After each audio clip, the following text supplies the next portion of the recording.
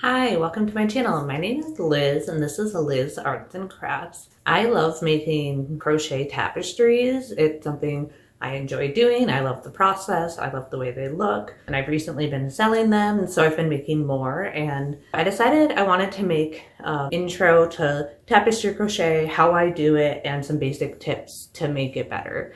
But that being said, there are many ways you can do tapestry crochet, and I say experiment, find what you like, because the way you like to do it is going to be the best way to do it. So nothing I'm saying is set in stone, and if you find something that you like that's different or something like that, that's great. Let's jump into the video and get started making something. First, I'll show you what graph I'm using. It's pretty small and it's brown and tan, so I got 2 balls of brown out. I think I'll need 2.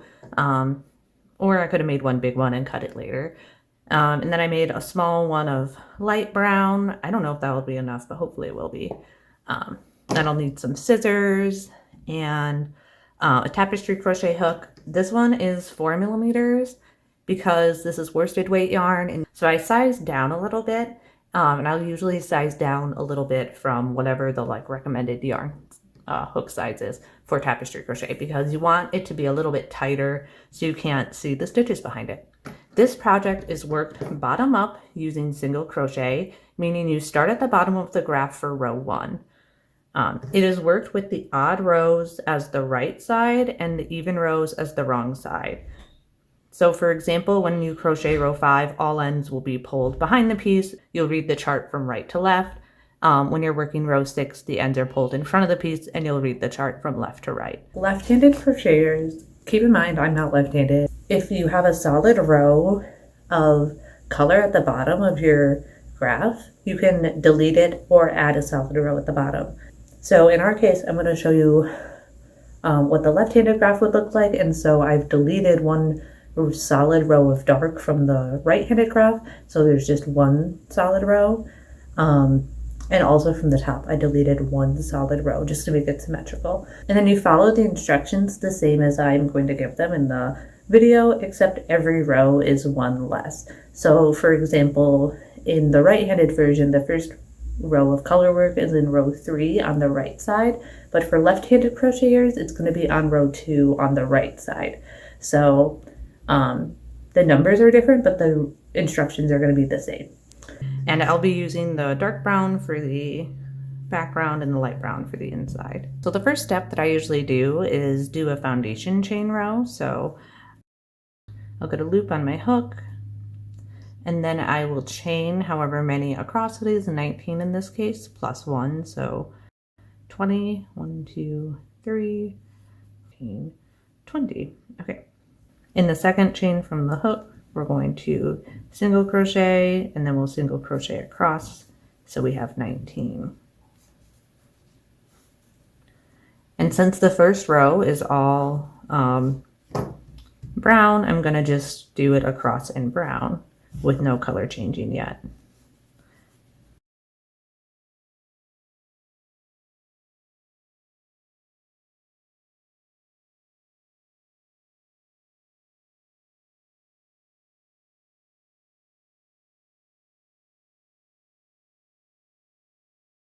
Then at the end, I chain 1, and I turn my work.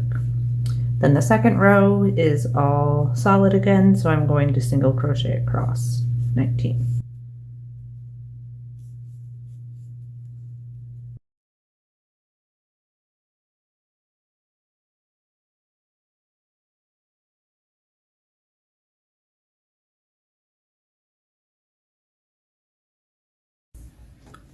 So we're at the beginning of row 3 now, and we're going to start the color work portion. Starts with 4 single crochets in brown, and so we're going to do that, except on the last one we're going to just leave it half done. So start by doing 3 single crochets,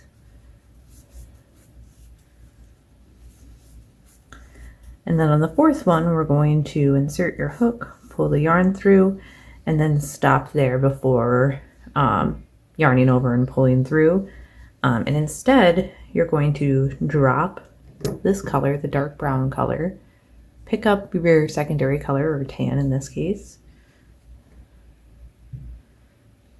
And I like to kind of just lay it across my hook like this, kind of hold it with my fingers and also kind of hold my work steady and then pull it through with the hook. So we switch to the tan color now. And notice I dropped the brown yarn behind me, and I'm also going to drop that tan tail behind because we're working the right side. So we always drop yarn in the back. Okay, so then I pick up this tan yarn as if it was my normal working yarn, because now it is my working yarn, and I insert my hook and start single crocheting. So this one has 3 single crochets, so I do 1. And see, since we switched to that tan, the top of this one is now tan as well. Then I'll do a second one, and then the third one, and our last one, I'll start the single crochet, but I'll stop a little early before pulling through with the tan string and drop the tan in the back, and then kind of look in the back and pick up my brown yarn. This is called the float method. I'm just going to pick up my brown yarn and leave it a little loose here. Just have it resting across. And then yarn over on the brown and pull through. So now I have brown as my working yarn again, but in the back, the brown yarn is rest across gently. And then I'll do 5 brown single crochets.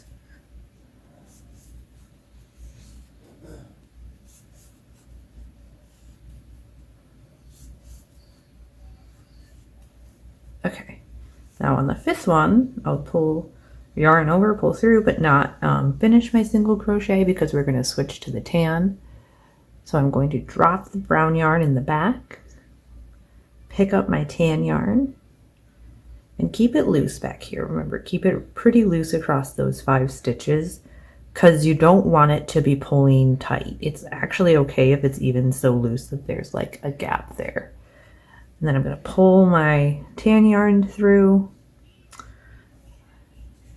and then do 3 single crochets in tan.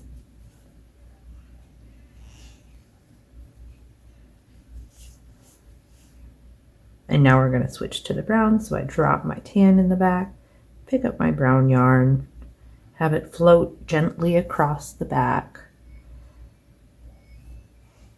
pull through with the dark yarn, and now I have this working again, and so I'm going to go across 4 in the dark brown.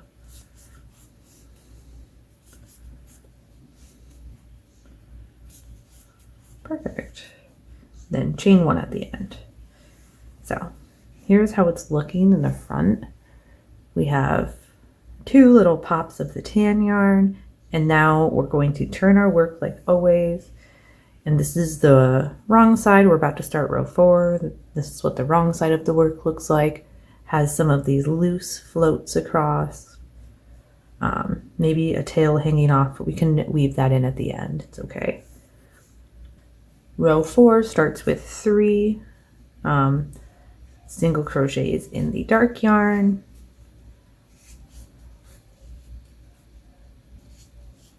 But before we finish the last one, we're going to drop it. And now, since we're working the wrong side, we actually have to pull the yarn in the front. I like to pull it over here and kind of hold it with my right hand. And I pick up the tan yarn in front of me. It's my working yarn, and I pull it through. Make sure I leave it loose since I'm kind of skipping a stitch here, so we have to float it.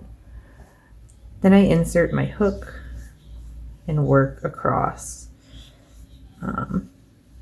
13 tan stitches. So 3, 4, 11, 12, and 13. So I've done 13 tan stitches, and I could pull this yarn across, but it's getting so long now. I mean, I feel like it would be fine in this piece, but I don't know. I feel like 13 stitches is so many. I think if it's 10 or more, I like to introduce a new ball of color. So I have two balls currently, the dark brown and the tan, but I also created in advance another brown one. So I'm going to use that. So yeah, so I'm going to try to switch colors to this new ball. So I'm going to pull this tan string in front of me to drop it, since we're on the wrong side still. And then to introduce a new color, I like to lay the string across the hook, lay it across the hook, leave some of a tail, and then pull it through. This time, remember, you want to leave your tail in the front since we're on the wrong side. Then we start working with this one for however many, 3 now. So 1, 2, 3. Yeah, and so now I will flip my work and we will start row 5. I'm gonna flip my work this way. Okay, so row 5 is on the right side, so I'll do 3 dark stitches, drop it in the back, and then pick up my light tan yarn and start working with that. And since we're working with, we aren't going to do any floats, we could just leave this one over here.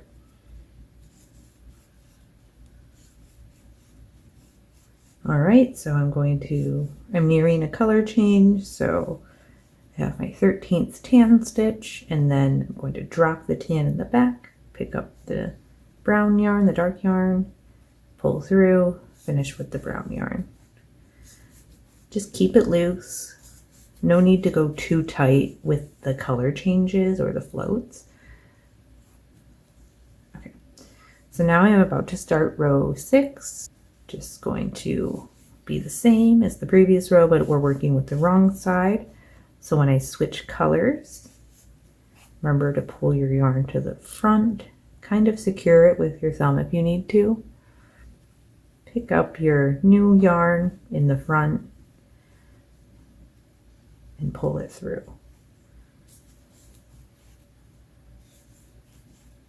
Just remember, wrong side, just always pull the yarn towards you to hide it. And if you're working the right side, always pull it away from you.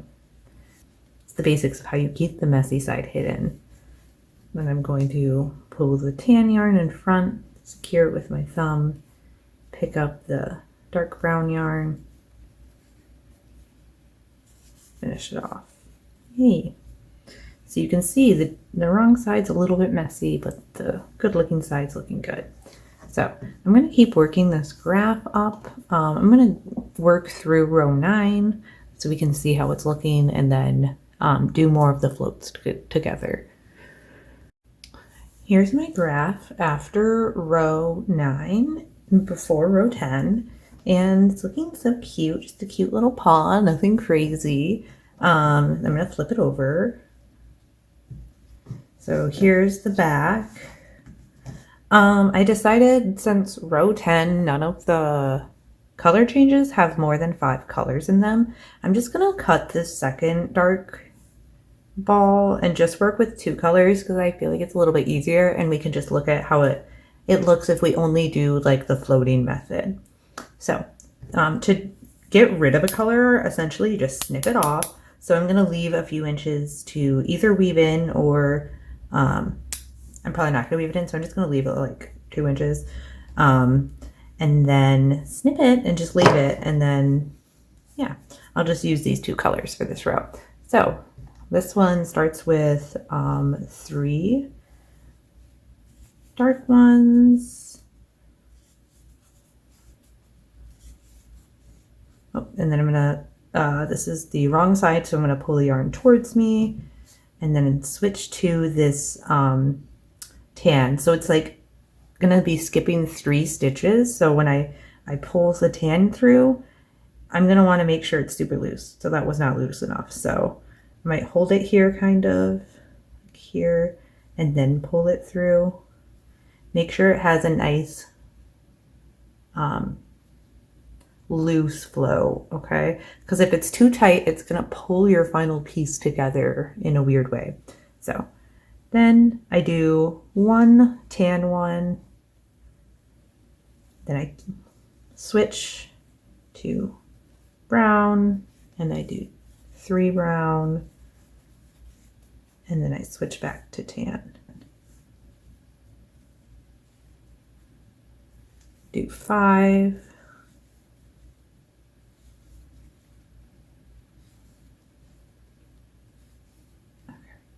And pull this tan towards me, and I'm going to pick up this dark one and make sure it's loose. So sometimes I'll even give it a little tug to make sure it's nice and loose, and then switch to it. So here's how it's looking with a bunch of floats, and that's okay. Like, it's okay to me if the backside's ugly. You can also do it like cleaner by having separate balls for every time you introduce a color, but I don't mind it looking ugly because I'm going to cover it with a special backing anyway. So I'm going to flip it. I'm going to keep going with this method and finish up this graph. And then I will check in after the graph and show you how it's looking. All right, so here it is after row 21 and it's complete. Honestly, the edges look pretty straight in this one, so you could leave it as is. And if you wanted to do that, you could cut the yarn and weave in the ends, but I'm going to talk through some different finishing options. Oh, but first, here's what the back looks like. See, it's a little bit messy with all these floats, but that's okay. Like, it's messy, but it's all on the back, so it's all hidden. I kept my floats pretty loose so it didn't bunch up too much.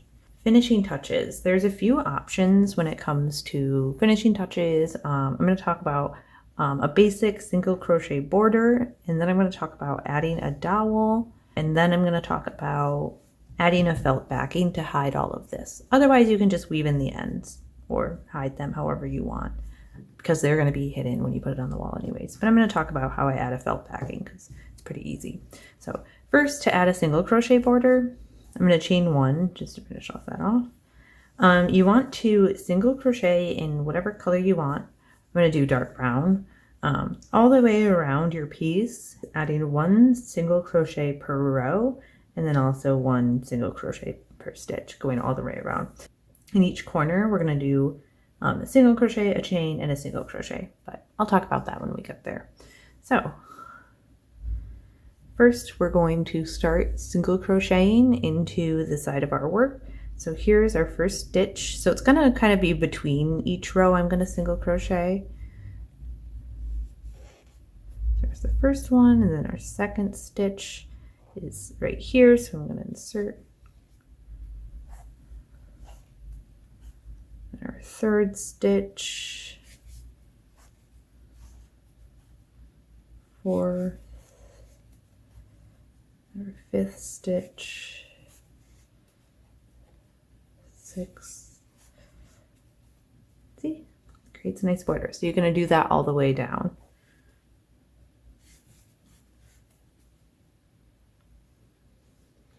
Okay, so here's our top stitch here. I'm going to single crochet once in it, and then chain 1, and then in that same stitch I'm going to single crochet again to start working on the bottom row now.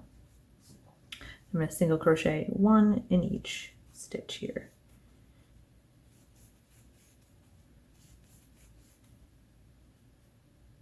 Okay, and so I'm at the corner again. I just single crocheted in it, and then I'm going to chain 1 and then single crochet again in it.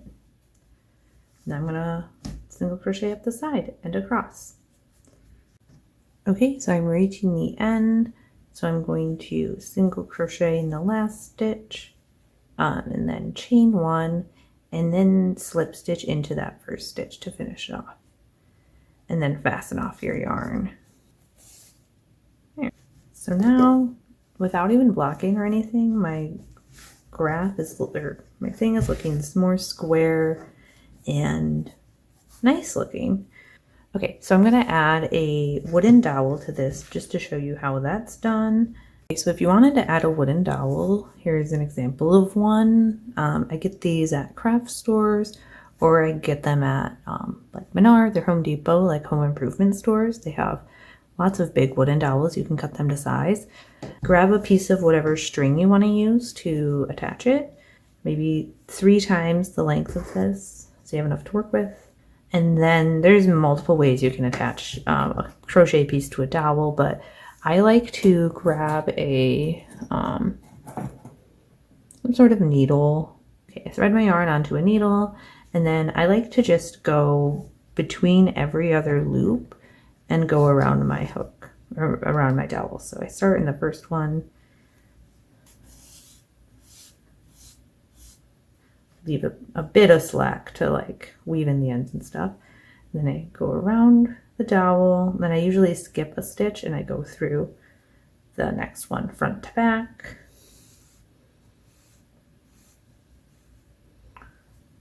Pull my yarn around, skip a stitch and go through front to back.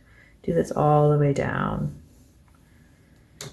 Pulling it a little taut, but not too tight or anything, but enough so it's firmly pressed together, held firmly in place.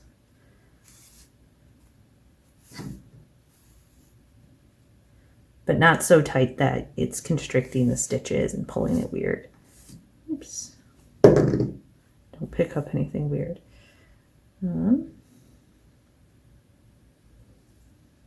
Here's my graph with a wooden dowel attached. You could, at this point, take it and weave in these ends, and weave in the ends everywhere, honestly, and it could be done. Looks pretty good.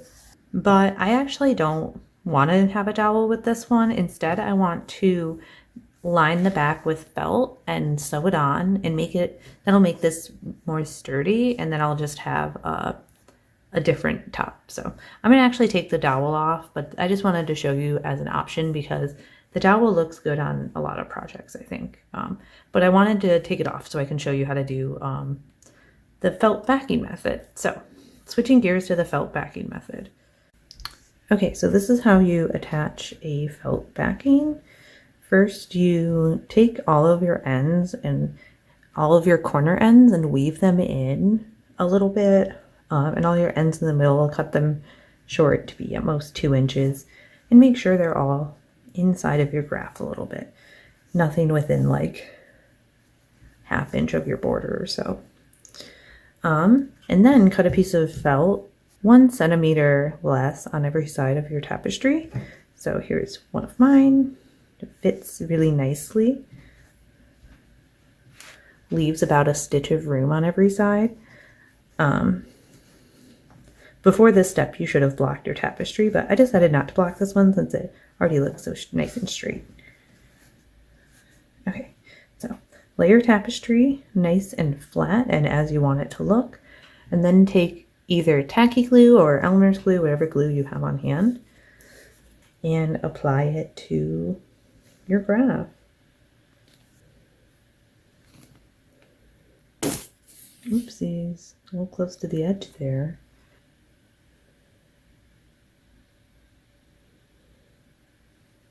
And then take your felt and press it on.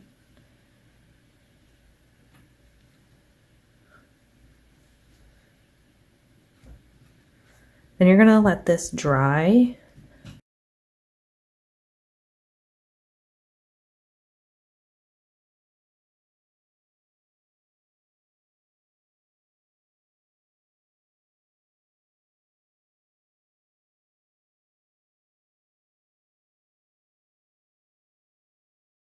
All right, it's done. Looks so good. So here's how the back looks. I tied the knot. I tied this knot here and sort of sewed in the ends. And then it looks so good, nice and straight. It's also really sturdy. So I don't really feel like it needs a dowel anymore. So I'm just going to add a little hanging here. So to do that, I'm going to take a piece of yarn, and count in a certain number of stitches. Maybe I'll count in 8. 1, 2, 3, 4, 5, 6, 7, 8. attach my yarn, and then I'm going to single crochet a few, maybe 6. I'm actually going to single crochet 10. Okay, I single crocheted 9, and then I'm going to attach my yarn on the 8th stitch over here. So here. The 8th stitch in from the left, I inserted my hook. And then I'm going to make sure it's not twisted, but then I'm going to, insert my hook, slip stitch, and then chain 1 and pull through to fasten off. Now I have this nice little hanging, and I can weave in my ends quick, and then I'll be done. Okay, so now we have this beautiful little paw hanging, and it's nice and sturdy, has a nice clean back to it. Oh, here we go. So here is the simple tapestry finished. It's so cute. It's so cute and adorable. So I love making little tapestries like this. You can make a flower or a little bear or something. There's so many options with like little tiny tapestries to practice with. Yeah, and you can also do tapestries with more than 2 colors. You use the same method where you just keep introducing colors wherever you see fit. I also wanted to give some tips for doing multiple colors. So here's an example. So this is one of my tapestries, and you can see on the back how the color work looks. And I do a combination of like floating the yarn and also having multiple balls going. So like in this middle portion, kind of, you can see it goes from pink to red to black to pink to red to pink, black, pink, red, like it keeps going back and forth. And I think at the time I just had 1 pink ball going, but I had 3 balls of black yarn and then 4 small balls of red yarn going.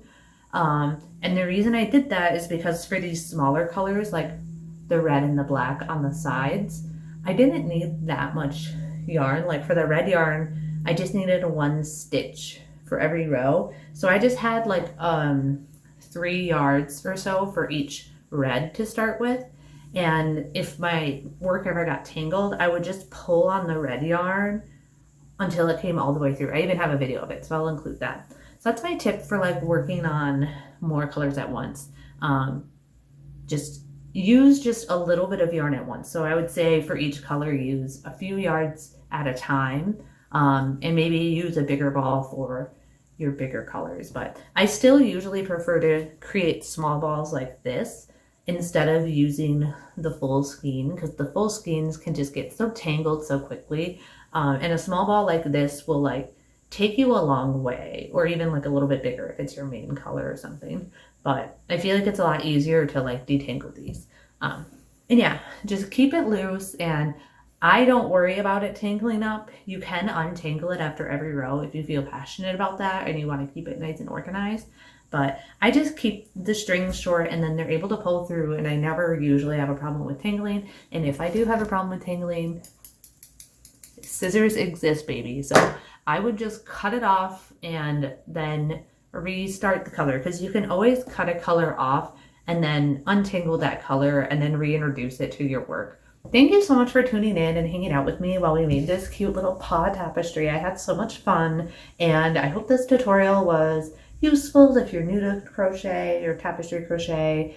And if you want me to do a follow-up, let me know and leave your questions down below. What questions do you have for me about either making graphs, how to make graphs look good with crochet, or how to work with more colors, or what other questions do you have that I didn't cover? I can talk about other border options, things like that, but I didn't want to overwhelm one video with too much information. So I just wanted to give you the basics, the 101, the bare bones of how to make cute little tapestries. I just do this for fun, but I've made so many tapestries at this point. I find it really enjoyable and a very fun process. So thank you so much for tuning in, and I hope you guys are having a great day. Feel free to like this video if you like this video, and subscribe if you want to see more videos like this. Or I usually post more vlog style content as well. So if you want to see vlogs about the recent tapestries I've made, I'll have one of those out soon as well. So thanks so much for hanging out with me, and I will talk to you guys soon. Bye.